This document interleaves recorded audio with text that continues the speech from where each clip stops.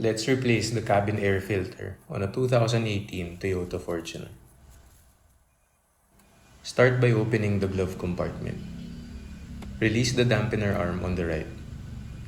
There are two small knobs on either side of the glove box. Twist and remove both. Take out the glove compartment. You'll see the cabin air filter housing behind it. Unclip the cover. Slide out the old filter and set it aside.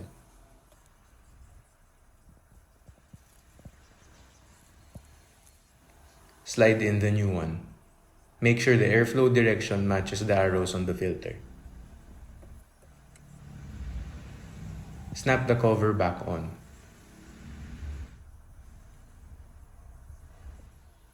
Mount the glove box back into position. Twist both knobs back in.